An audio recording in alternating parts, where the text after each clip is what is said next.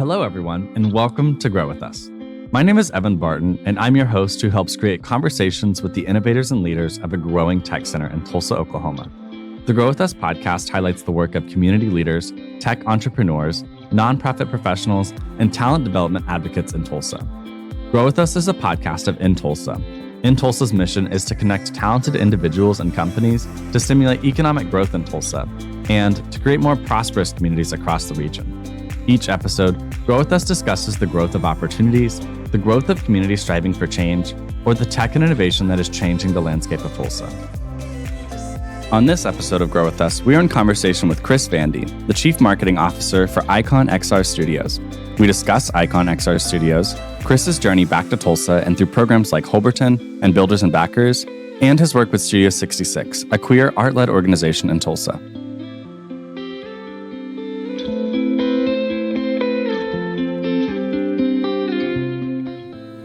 Chris, I'm so excited for you to be here on this episode of Grow With Us. Evan, I'm so excited to finally be here. Thank you here. for having me. Yes. We've been chatting about it for a little bit, and I'm so glad we're here. It's true. I told you, I was like, I just want to wait. I want to wait for the right moment. Yes. And that moment is now. Absolutely. We're going to jump into exactly why it's the right moment, which I'm so excited to kind of hear just more about your story. You're such I think an icon in this community that I'm really excited to share your gifts and you to share everything that you've been working on with this little audience of this little podcast we have. You can't gas me up this early in the episode. Like I'll float away. I love it. No, well, let's get started. I would love for you to kind of just introduce yourself, tell us your story in whatever way you're comfortable. Sure. So I'm Chris Vanndy. I'm born and raised in Tulsa, but I spent some time away. I lived in New York City for a long time, a retired Broadway performer, and came back to Tulsa and reinvested in my schooling. So I went to Holberton, studied augmented and virtual reality with Holberton, and now I'm here with Icon XR. We're a full-service marketing agency that focuses specifically on XR experience. That is awesome. Oh my gosh, I don't think I knew about the Broadway part. See, why is it not more obvious to me? It's an interesting story to help people forget that side of yourself and then focus specifically as a creative technologist is how I like to self-describe. A rebrand in a way. A full rebrand. These legs don't kick the face anymore. We're focused on the technology. I love it. Well, I'm going to ask you one more question about Broadway. What was your favorite production we're working on? That's a really hard question for me. There's two that really stand out. I toured with Chicago the Musical. Oh my gosh. Which was incredible to Lip be. shits. Exactly. It's really special to be a part of a brand that so many people know and understand. Yes. So being just a part of that world was so exciting. And the same story kind of applies. I toured as well with Dirty Dancing. Oh, and okay. When you are part of a story that people know and the nostalgia around that story and that brand, it's super exciting because people, seeing the look on their faces when you tell that story in a different way or when you do it live, is really exciting. So absolutely. Those are great answers. I think those the movies have probably made more people fans of those. Not that I think Broadway has its own following, of course, and any production on stage has a different audience than the movies. But I that was my introduction to both of those. Well, I watched the Chicago the movie. I need to see Chicago live because I think that I would gag and it would be amazing and everything. Dirty Dancing is still one that I haven't I don't think I've ever gone back and experienced it for the first time. So I'm stage or screen, which one? You never know. How's it going to affect me? I know. But that's awesome. Thank you for sharing a little bit about that. I think it's, of course, it's something you carry into this, even if it's a rebrand. But the technology part is so exciting because it's been something you're super passionate about. Absolutely. Tulsa has been such a huge part of my story in all of these aspects, right? Tulsa and their investment in the arts allowed me to have visual reference for these mediums. Being a part of working with the Tulsa Ballet, performing at the PAC, all of this as a young child is not something everyone has access to. Yeah. So I took that into my life in New York City for a long time And then, coming back now, all of that experience has helped me tell stories in different ways. And Tulsa is still a huge part of that because they have invested in me to come back and reinvest in my education and reinvent myself and do something new and exciting.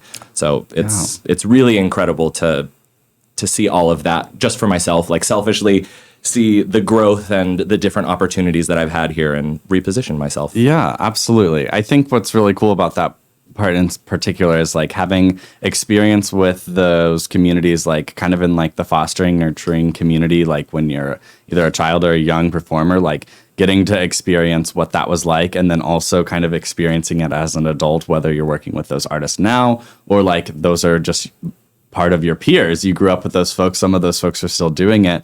You're doing that in like a town that I think has like still a particular type of like appreciation for it because of like the local community investing in it, making it still feel valued, I think is a huge part of like how these things have longevity as mainstays in our culture and how we can continue to consume art. And you're kind of, I think, through what you're doing now with like technology, you're kind of creating another layer in which we can experience that art and it can impact us as people. Absolutely. At Icon XR, we're really focused on also being able to contribute in Tulsa to any entity really that wants to take a leap into this like new age of technology. It's an immersive presentation. It's a new and exciting way to engage audiences. Yeah. So we're excited to see where this journey takes us, and hopefully we'll be able to like merge those worlds. It does take a very unique perspective to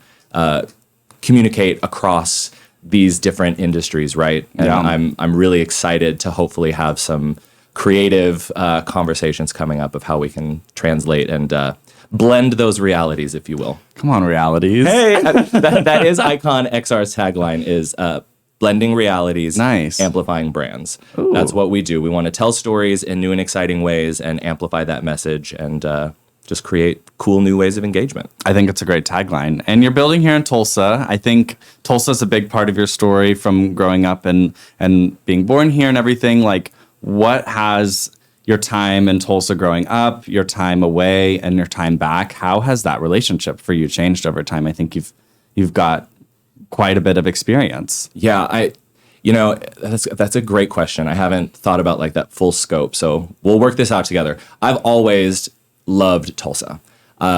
Growing up and being able to have access to those creative entities that I was describing allowed me to want to take a new leap, pursue it professionally and do performance art on a bigger scale. I may or may not have chosen to venture away from Tulsa if I didn't have those desires. Mm-hmm. I was always very comfortable here. I attended for a very short time the University of Tulsa and decided performance and creative was my direction. But I was, fully invested in Tulsa for a very long time. And moving away, I always loved coming back. My family is here in Tulsa. And it's been really exciting in that time that I was away to see Tulsa grow. As I was leaving, a lot of these ideas of making Tulsa bigger and a world-class city were kind of just coming about. The investment in Tulsa's downtown was just an idea at that time. And over those 11 years, being able to literally come back and experience the newness and how exciting Tulsa was becoming was wild. It was just so encouraging to be like, this is great. When you have that moment away, you're able to appreciate the growth more. So during those 11 years, I saw that growth happening. And in 2020, old COVID shut down my whole life. I was working in the gig economy. I was a performer. I was still auditioning. And all of those opportunities halted for me in New York City. Having that having that like frame of reference and understanding of what was going on in Tulsa, it was a no-brainer to research opportunities and research how I could forge a new path for myself. So that was exciting to even have that be a consideration. It really wasn't the plan, but it was a no-brainer. There was really no other choice. It was obvious that I wanted to come back to Tulsa and since being back, it has been a truly incredible experience to experience these investments in art, in culture, in technology, in creating a world-class city here in Tulsa. To be the beneficiary of all of these programs has been incredible. I have felt uplifted by Tulsa in so many ways. I've been supported by Tulsa in so many ways. And Tulsa is so invested in forging new relationships, partnerships, collaborations. And I think that is key to the growth and success that's happening. And it's really been incredible to be a part of that. So it's really exciting. Yeah, thank you for sharing that. I really appreciate it. And just in hearing you say it like that, I kind of course, am looking at my life too. In a lot of ways, there's a lot of similarities. Like for me, Tulsa wasn't where I was going to head after college. I had my time away, and it was in New Hampshire. And I had eyes for the big city. And, kind of with the opportunity or just the choice being limited via the pandemic and things like that, I think that it became a no-brainer really quickly. Like, I think I do want to stay in a place where I'm comfortable. I know I can tell you where to get anywhere in Tulsa, like very, very quickly. I got the map of the city memorized in my brain. I could have gone anywhere else and that wouldn't have been a thing. I would have been like lost. Of course I would have found my way. I'm confident in that stuff. But, I think the opportunities that started to open up after we kind of started emerging from the pandemic, and even in the darkest days, there were still opportunities that, I have continued to be like, this is a place where if I keep saying, hey, I want to do this, hey, I want to experience this opportunity, or I want to try this thing, there has been more and more organizations, people rising to meet me where I'm at. And I think that that's been the same situation for you in a lot of ways, where you've gotten this opportunity to kind of like flourish, or at least like spread your wings in a different way. That's really kind of set you on this path. The ability to experiment, the ability to try new things, the ability to be heard with like crazy future forward ideas. That is something that is really, really special. And another thing that I've always known about Tulsa is it is not everywhere that the city that you live in is so invested in making those things possible. So it's really exciting to be a part of this ecosystem. It's truly special. Let me ask you this. Do you think that it's that the stakes are lower, or what do you feel like is the combination? I think I'll answer it first. So I'm like not making you expose yourself, because when I was even in asking that, it's not like the stakes are lower. I just think the opportunity to fail is less, or like the consequences of failing are less. Like if we're comparing apples and oranges, New York City and Tulsa, Oklahoma, if you go out and on a whim spend all your time, all your energy, and maybe even a lot of your money, like putting it into something that might end up failing or could fail or whatever, then you lose a lot of things. I think here in Tulsa, maybe where I feel like maybe the stakes are a little lower because there's a lot more resources for success.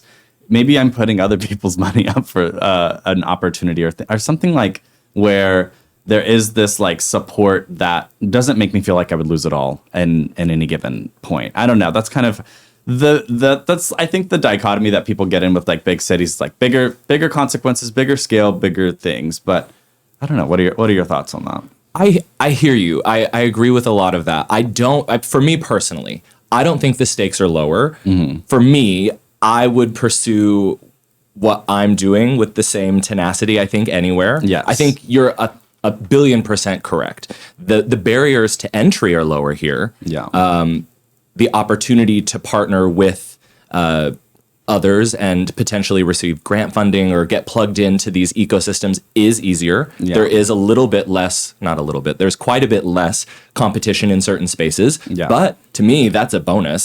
So, ayo. But I mean, I guess I look at it from a personal perspective where the stakes for me are the same. So I'm thankful that the barriers to entry in Tulsa are lower. I'm grateful that there may be less competition, but I think, again, that like ability to experiment and possibly fail without putting, your livelihood or your ability to function on the line is excellent. So So that's like a roundabout way of I love it. No, knowing that. I think that's perfectly fine because I think there is like a connotation about like the stakes being lower, meaning that's like devaluing it or something like that. And that's not the implication I'm trying to make. It's more like, do you feel like you can approach a situation differently? And the answer is yes, for all the reasons that you said. Yeah, I agree. I certainly approach things differently. That for sure is true. Yeah. I do have more confidence here to present my ideas and to put something wild out there. Yeah.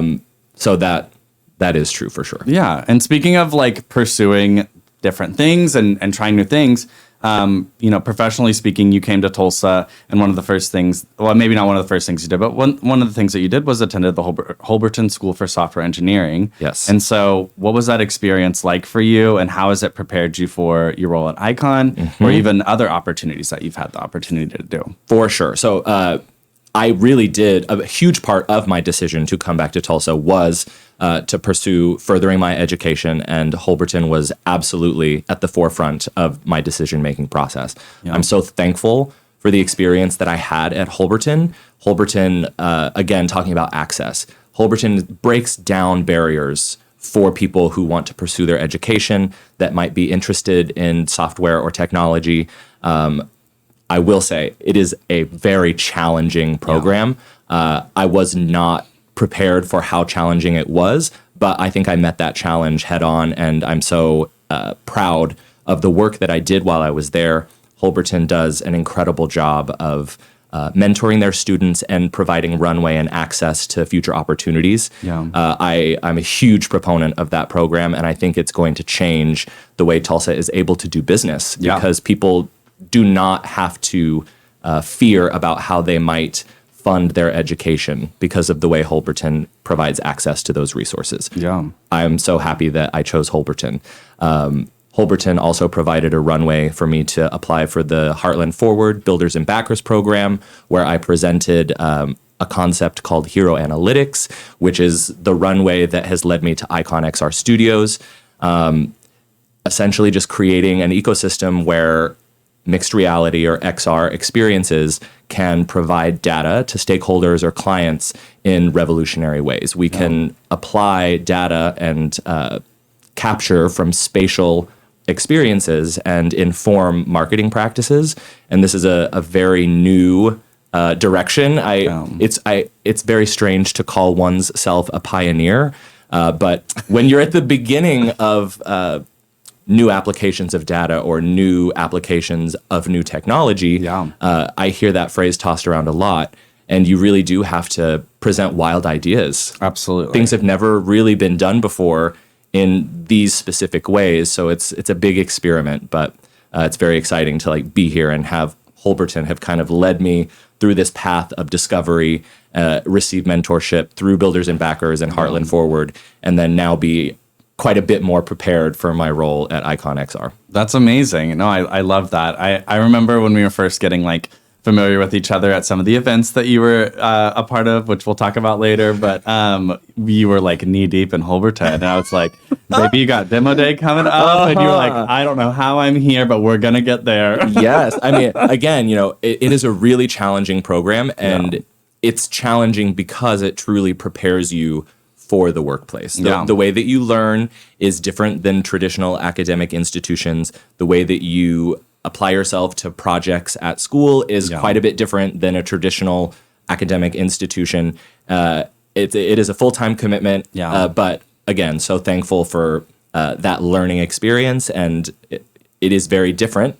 But after all was said and done, I was like, I see. Here I am trying to build this business, and I'm so thankful that now I know these tips and tricks. I have these tools in my belt, and I know how to use them a little better than I would have if I were to fall on my face in that type of environment. It's better to fall on your face at school. Yeah, absolutely. And that, I think, we're back to stakes, lower stakes. There's just opportunities to receive mentorship and receive that that feedback on the work and the effort that you put into something in an environment that is conducive to learning instead of like our livelihood or things like that. It's not a job just yet. You're still learning, and you're given that grace. Yep. I think what's cool about we've had a couple Holberton graduates on the podcast, and I think I'm a huge fan of the program as well. I think my biggest thing that I love to tell everybody is the access piece. I have a lot of folks that are in my kind of like personal vicinity that I've like really encouraged to look into that opportunity in it. And I think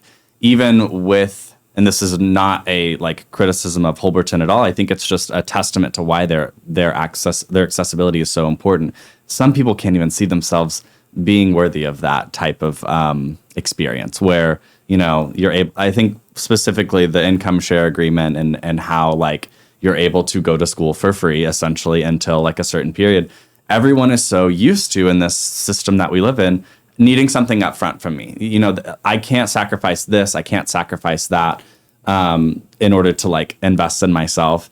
And I find that really, I feel like that is in particular like the challenge that Holberton has in broaching the Tulsa community is like convincing us that we are able to engage in an opportunity like that. And I find that really novel and cool. I love that Holberton is doing that. One thing that I experienced personally as a student at Holberton, because of the way students are accepted and go through the program with those low barriers to entry, there was also less competitive nature ingrained in the learning experience. Yeah. Everyone was there with the common goal of learning these skills, working together, and figuring out how, you know, each person wanted to use these skills for their futures, right? There are so many ways you can leave Holberton and pursue opportunities. It was a very unique experience for me not to feel like I was constantly in competition with my peers. Yeah.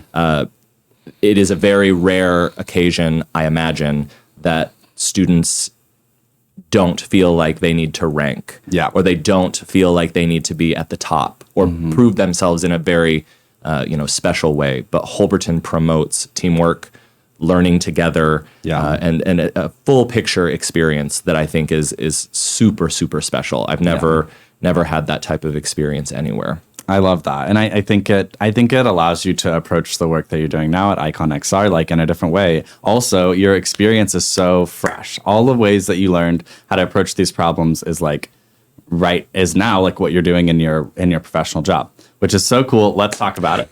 Let's do it. Let's hop in. Let's hop into Icon. I think it's an iconic name. Let's talk about Icon XR.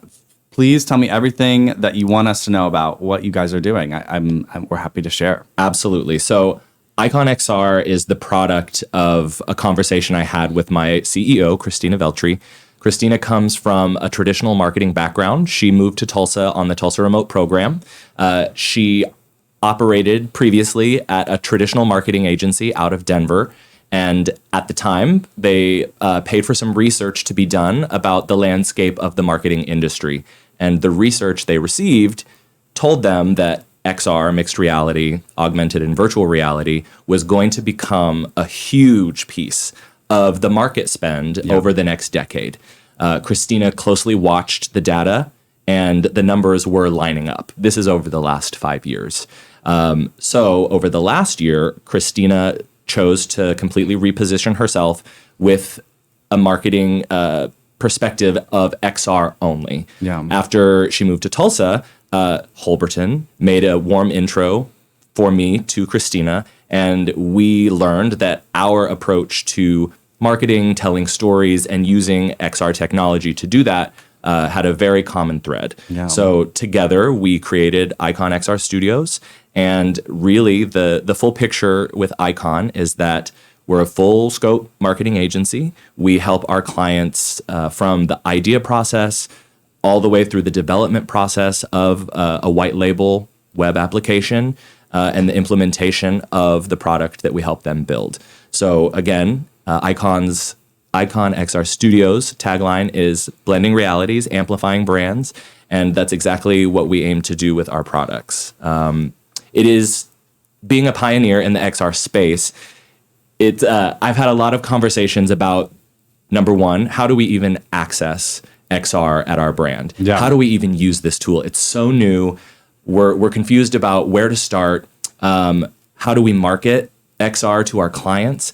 Once we have this very expensive product, how do we even put it in our consumers' hands? And then what's the best way to use these technologies in ways that the public understands how to use intuitively. Yeah. So we're here to have those conversations. We're here to facilitate an easy creative process all the way from the idea to the end user with our clients. Yeah. And it's been really, really exciting to take this off the ground. We're having revolutionary conversations with giant marketing companies to learn how Icon can create experiences where our data or spatial analytics from our experiences can inform user ID profiles, targeted marketing practices. And I know people, they often have a jerk reaction when we say, oh, they have my information, I'm being targeted. We're trying to create experiences that are intuitive to people and help them, and to create experiences that are intuitive and help people in their purchasing journeys that might otherwise be annoying to them. Yeah. I'm a consumer that doesn't like to be sold. I like to make the decisions. Yeah. I like to think I'm in charge, and I think when brands can effectively help me feel like I'm in charge, it's a better experience. So Yeah. that's what we do. That's what we're up to. That's the road we're on. That's awesome. I love that. I think there's so many directions we could go with this. One thing I want to say is I feel like you were kind of instrumental in maybe one of my first VR experiences, like at Holberton or even at like an event that you had put on, which is really interesting to me because like I think it kind of I have a very elementary understanding of everything. And so maybe I'll just start with a question right back too about this. XR means augmented and virtual as kind of like one encompassing word, or how would you describe the distinction? You're exactly right. Okay. So there's a lot of acronyms out there. We've got AR, VR, XR. XR, the way I like to describe it is that XR is the umbrella term for all of these realities, if you will. Okay. Virtual reality specifically is where you only see digital elements. So you might have a headset on and you're looking at screens. There's no real world overlay. Yes. Augmented and mixed reality, super similar, are when a camera or other digital elements would be capturing live. So you can see the world around you and digital elements on top. Gotcha. XR is kind of a moniker that encompasses all of those.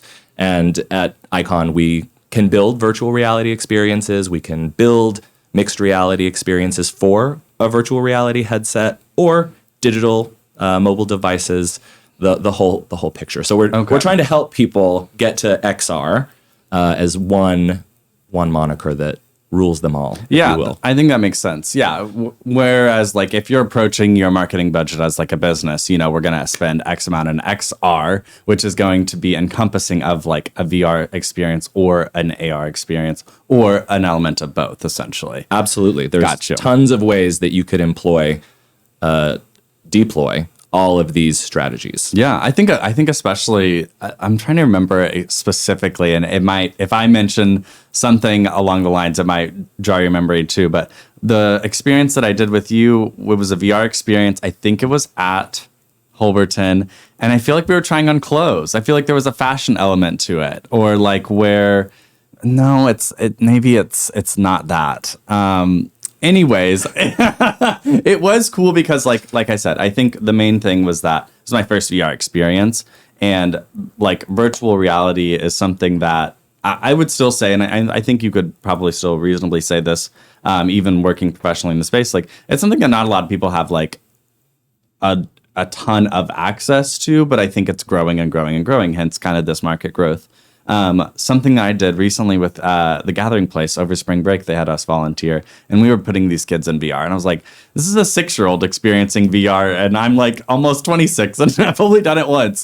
This kid was like, my dad has one at home, and I'm like, okay, I think we're on the other side of this whole like the access. Not we're on the other side of it, but like I think it is becoming more popular in so many ways. So using it as like, using it for marketing and using it for these like experiences that I think kind of create a different user experience. I love the way you described that dynamic about like, I don't want to be sold something. I want to feel like I'm having the ability to walk in somewhere, see it, look at it for my own like brand, aesthetic, whatever, and make that decision. But then what I'm imagining is like, then you turn around and there's like all these things marketing it to you at the same time. But it's like, no, it's my decision because I walked in and immediately identified that specific thing. So I don't know. That's a little bit of marketing rambling, but I think it is like all to say that I think that you guys are landing on something really novel. And I am excited to see how more and more people use this type of technology to explore those different options for folks. I think it's really important for me when I align myself with a brand. Let's just, we can talk about fashion. I choose to go back to the store or the website because, like you said, I align with the aesthetic. I think these things suit me well. With mixed reality and with innovations in technology, that same shopping experience that I might have on a website now can be spatial. Yeah. Instead of using my keyboard to visit a website, I can go to the store in my home. Yeah. And being able to curate for consumers in ways that make it feel like that experience is curated for them specifically is a really exciting idea.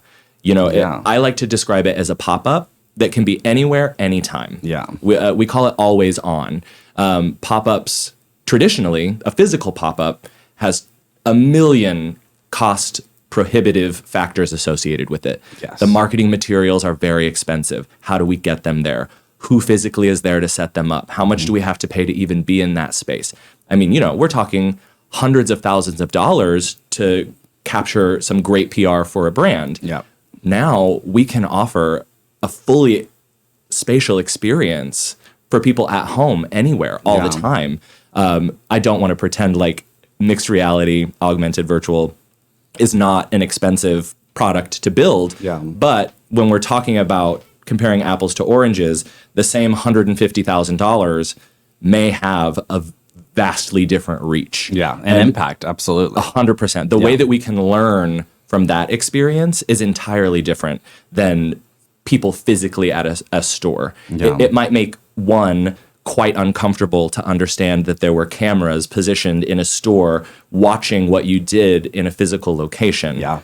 But if you visit an XR pop-up and you put certain items on and you try things on, there's a little more comfortability in, allowing a brand to understand that I tried this on, maybe I like this, as opposed to being watched. Yeah, no, I'm absolutely putting myself in the Louis Vuitton bag store, like, using the controller to like control something that makes me pick it up and then I get the feel. I don't know, like that experience compared to, I don't know, I'm kind of also thinking about like the accessibility of like, well, maybe I'm not comfortable walking into a Louis Vuitton store because I don't know if I have that budget, but if I get to experience that through virtual reality and I don't know, it kind of breaks down that barrier of like self-selecting yourself out of those things. Totally. I don't want to position myself as one who thinks that XR will ever replace the actual experience of being somewhere. Yeah. I know that there are very special experiences that you can only have in person. There's no replacement for being able to touch the leather on a bag or to smell the smells at a restaurant, for example. However, the accessibility is what's really interesting. Yeah. And helping me find the products that are best for me and be able to comfortably experience them on my own terms before I go in is a really interesting idea. Yeah. And helping, brands or businesses curate my in-store experience and my digital experience simultaneously is something that's really interesting to me. Absolutely. What are some exciting projects that you guys I guess it's related to business, so share whatever is non-proprietary. Of course. Is it okay if I don't name names, but I generally speak about what we're doing? About it. Yeah. I don't want to be off the books, but we're working on a lot of cool projects right now where the ink is not quite dry. Yes. So conceptually, I'm happy to talk about those because I really do think we're going to make some big waves coming up with the way that we're using these technologies. So right now, we're working with a major marketing entity to discover if we can supplement their user ID profiles on one of their global verticals through the use of mixed reality experiences. Cool. And really what that comes down to is that we know that there is an inherent purchase journey associated with a singular, very high value product. This is something nearly everyone goes through every couple of years. It's a big decision. It's a big commitment. It's also something that people notoriously talk about being a hassle. Yeah. I don't want to go through this being sold, this salesman-y experience. I just want to run this all by myself. Yeah. So we're helping people customize these items and helping brands learn about how their consumers choose to do that, and then being able to more effectively reach that point of sale, making everyone feel more comfortable. Yeah. So that's really exciting. That's one of the bigger projects we're on right now. And then we're also dipping our toes into potentially offering this idea of the pop-up that I described. Yeah, right? yeah. Working with mental health agencies to advertise life-saving resources. Wow. And make those experiences, again, more accessible to people. It really resonated with me the way that you described, like, I might not want to walk in to this space because I'm just not sure if I'm ready to commit to this yet. Yeah. There can also be some unfortunate mental roadblocks when it comes to showing up in person to certain events, or positioning yourself, not wanting to admit, like, oh, I want to be here, or oh, I need this, or oh, my friend needs this, I want to learn more. We're trying to break down those barriers and make information, resources, and experiences easy, super comfortable. So those are the two big projects that we're working on right now. Again, like trailblazing this use case of XR in both a sales vertical as well as like life-saving resources to help people educate themselves and access these tools. I love that. That's what we're pursuant of right now, and I'm hoping that we're able to show those projects off in Q1 of 2024. Yeah, that's awesome. Thank you for sharing. I think you're using the exact right terminology when it comes to like pioneering and trailblazing, because in a lot of ways, I think you touched on this earlier, it is like a completely new market, a completely new landscape for how these things can be, utilized for either a marketing budget or for like an experience budget, like, big scale events, things like that. I think that, there's no one telling you how to do this. You're creating the technology and the proposals for these, potentially these clients to say, we actually want to see what that looks like. And I think that that's kind of, those are the big waves. Those people that make those big splashes and use creative technology and use cutting edge technology to like trailblaze. It really is the right word to describe what you guys are doing, which is so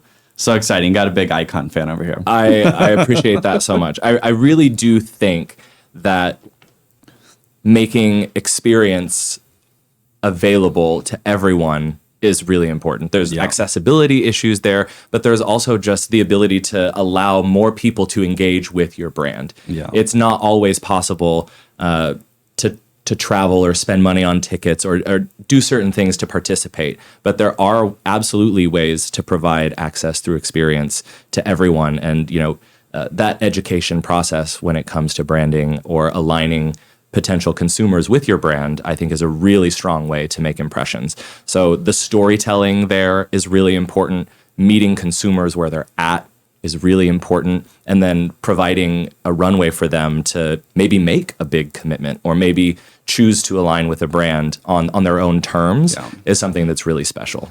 Absolutely. I think that everything you just said is also... I was going to try to do the like a cheeky podcaster like segue right into the next question, but I'm already breaking it down. So I'm just going to jump right in. One thing that I absolutely would be remiss not to talk to you about is your work with Studio 66. And the reason that what you just said is so applicable to that is because that's exactly how I've kind of felt in the type of experiences that you and Carl have created with like Studio 66. I know we're going to mention the name a bunch before we talk about it specifically what it is, but I want to get this point across about how like experiencing something like queer culture in a place like Tulsa is unique and new to me because I wasn't necessarily I was a comfortably out high schooler, but like, I didn't know what all the cool gay people were doing in Tulsa when I was in high school. And I think it's fair to say like, they weren't doing a lot. I don't know. I don't want to be pejorative or anything, but those were distinct spaces that were like different than what I was exposed to in high school. And I think really in my what I'm trying to get across in saying this is specifically like the experiences that Studio 66 has like provided me as a queer person is like the ability to experience Drag Race like in a public setting in the way that everybody else around the world gets to do, apparently, because I'm always jealous of them, but now we get to do it. And then things like the Barbie Ball and Backdoor Betty, these like big scale parties where, you know, maybe it does feel like Halloween all year round, but that's the fun part. We get to dress up and be and just be, and it's everything. I'll let you respond to all of this as a mastermind creative behind it. So, first of all, thank you. It touches me to observe the impact of Studio 66. It was not something when I moved back to Tulsa that was top of mind to pursue, but working with Carl Jones, my co-director at Studio 66, has been an absolute magical experience. I would be remiss to not mention that all of the entities that we've talked about here in Tulsa have been so accepting and so forward thinking when it comes to creating safe collaborative spaces for queer people. Yeah. Holberton, incredible opportunity to work with others like myself and others who are different. They facilitate that collaboration so well. Yeah. Thank you to Holberton for that. Thank you to all of the Tulsa entities who are really out there working for queer people in Tulsa to allow for the creation of safe spaces and for culture to exist across the board. Yeah. And we know that there are so many colors of the rainbow, not to be like way too tongue-in-cheek, but yes, there are so many groups that deserve to be in the spotlight, that deserve attention, that deserve spaces for themselves. And I see the investment on the part of Tulsa to make that happen. Studio 66 exists to create art-forward, safe, queer spaces where people can simply exist with each other. It is not about being a gay man. It's not about being a lesbian woman. It's not about your gender identity or sexuality. It's about coming together and supporting each other and being your authentic self. Yeah. So we are so excited to be doing new and innovative things and pushing forward and creating new partnerships in that space to, build on that culture. Yeah. I align with you very much that I don't want to downplay things that were happening in the 11 years that I was away from Tulsa. Mm-hmm. But in the 3 years that I've been back, I have seen other entities that are similar to Studio 66 in that they are queer-led, queer-operated entities built for their own communities thrive and flourish. Mm-hmm. And that comes with their own range of programming, that comes with collaboration with other communities. It's so exciting to see all of these leaders coming together and working for the greater good, if you will. It creates a unique space that you don't find in every city. Yeah. Queer people often, make the joke that if you don't live in a big city on a coast, that the queer experience is going to be very different. And obviously, the experience here in Tulsa is different than all of those cities. Yeah. But it is very unique in that you would not expect how diverse and how large it is. So I'm excited to be a part of that. I'm excited to continue pushing the boundaries on what we can do and how we can involve others and do that work. Always collaborative. I think that's something I've observed about the work that you guys do at Studio 66 is that it's not just a Studio 66 presents anything, because it is exactly kind of what you're saying. There are a plethora of organizations that are looking to create those experiences or opportunities for people to experience art or their product or anything that they put on, like their programming specifically. I think you all do a great job of kind of blending those experiences but also kind of putting your stamp on it in a way. We could talk forever. I have like so many stories about all the fun I've had at your events, because like it truly, I know that you get jokes about this from your friends too, but you're our social calendars. You get to plan fun things for us to go to, and that's so fun. I really do appreciate it. It touches me to hear that the work has been felt by other people. And, that collaboration that you're describing is something that I am a huge proponent of in all of the things we've talked about. Yeah. I am a very humble believer in that without collaboration, much would not be possible.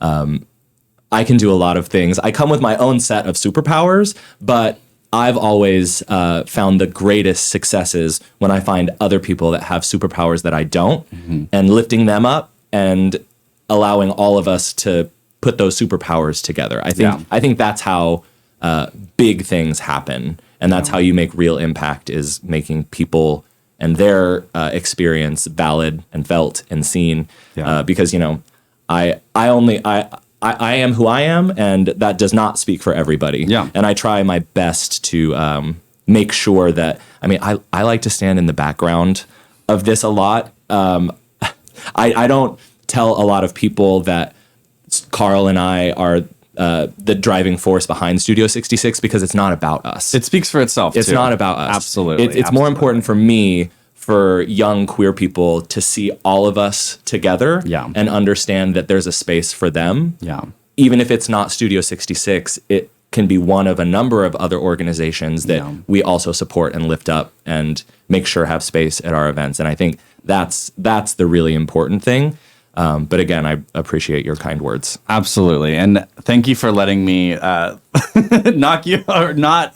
Thank you for letting me give you praise for that, because I do think that it's something that, as humble as you can be, it is sometimes good to accept your work. I don't know. I'm not trying to force you to accept anything. I'm just trying to say I do appreciate you taking on the efforts that it is, but also standing humbly in the shadows when it feels right, because that's where it feels right. We're all just out here. We're out here doing our best. Absolutely. And we're going to keep doing that. Chris, this has been an amazing and delightful conversation. Oh my gosh. Thank you so much. Really,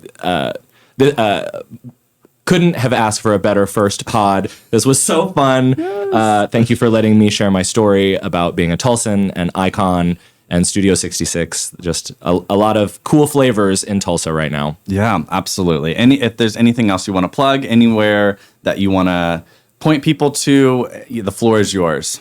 Thank you. I would just like to say, if our conversation about XR piqued your interest, hit up Icon XR Studios. You can find us on LinkedIn or Twitter at Icon XR Studios, or you can visit our website, iconxrstudios.com.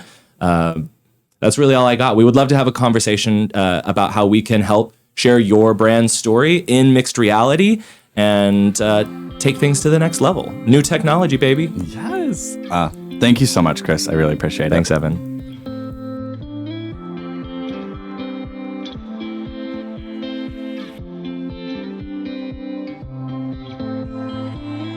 Thank you for listening to this episode of Grow With Us.